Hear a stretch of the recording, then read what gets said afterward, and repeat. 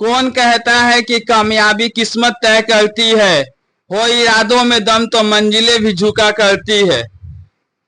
कौन कहता है कि कामयाबी किस्मत तय करती है, हो इरादों में दम तो मंजिलें भी झुका करती है। जैसा कि आप लोग मेरे थंबनेल को देखकर जान ही चुके होंगे कि यह मेरा YouTube फर्स्ट पेमेंट का वीडियो है।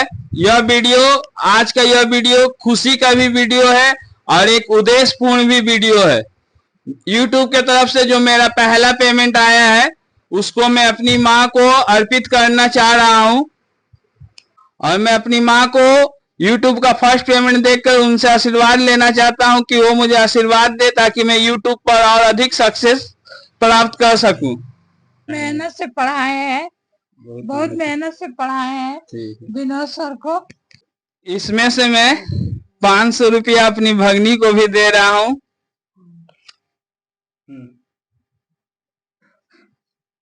500 रुपया मैं अपने बेटी आयुषी को और 500 रुपया मैं अपने बेटे अपराजित को भी दे रहा हूँ।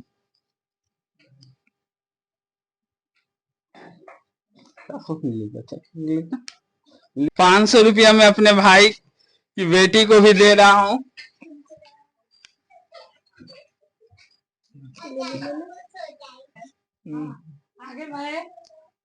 यह वीडियो खुशी का तो है ही। इस वीडियो के माध्यम से मैं आज के युवा पीढ़ी को संदेश देना चाहता हूं, क्योंकि मैं आजकल देख रहा हूं कि आजकल के युवा पीढ़ी शादी होते ही अपने माता पिता से अलग हो जा रहे हैं। शादी के 1 साल भी नहीं हो रहा है और उसके भीतर ही वे लोग अपने माता पिता से अलग हो जाते हैं। वे भूल जाते हैं कि माता पिता ही दुनिया में एक ऐसा इकलौता इंसान होते हैं जो आपसे निस्वार्थ प्रेम करते हैं और सबसे बड़ी पूजा होती है माता पिता की सेवा करना।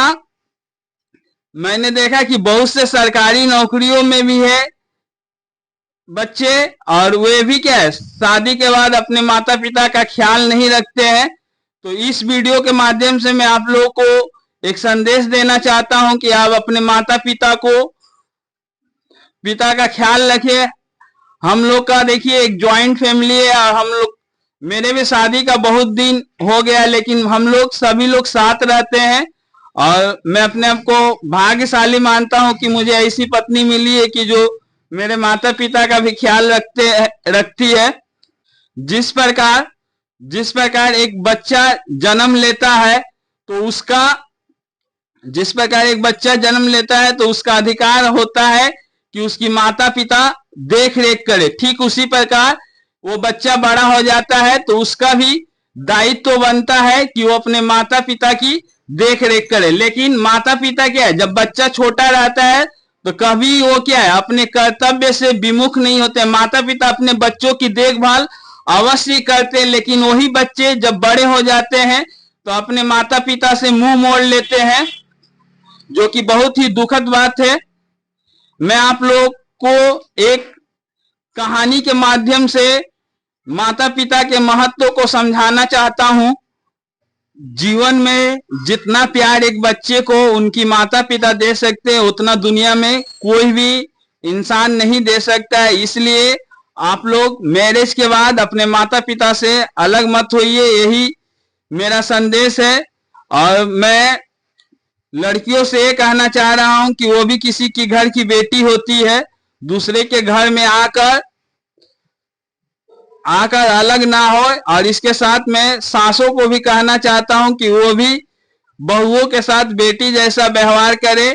मैं 12वीं कक्षा में था तो एक उपन्यास था निर्मला, जिसमें था नारी ही नारी के कष्टों का कारण होती है। हम लड़कों को तो जिधर मोड़ा जाएगा हम लोग तो उधर ही मुड़ जाते हैं। इसलिए मैं अभी आप लोगों के सामने पेंसिल और रबड़ का एक कहानी प्रस्तुत करना जा रहा हूं।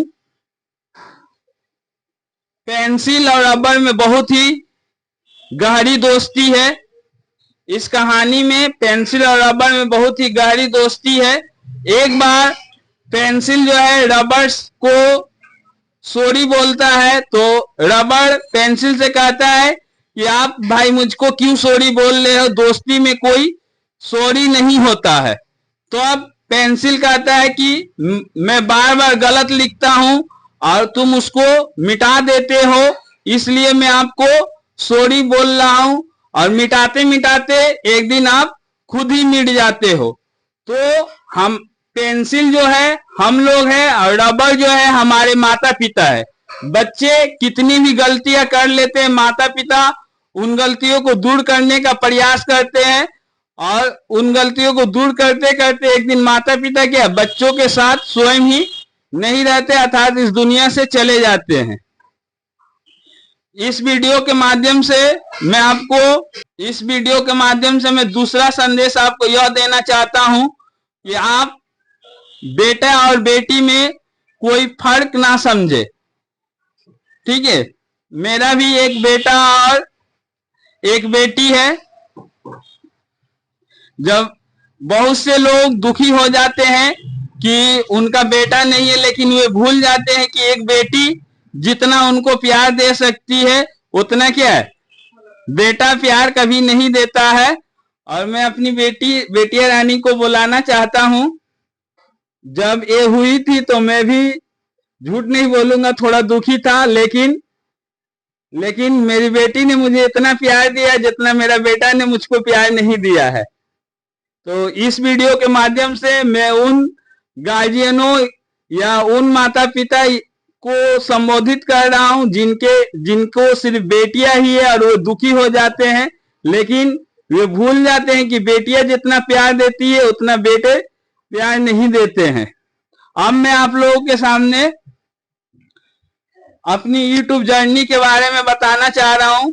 मैंने तो अपनी YouTube जर्नी की शुरुआत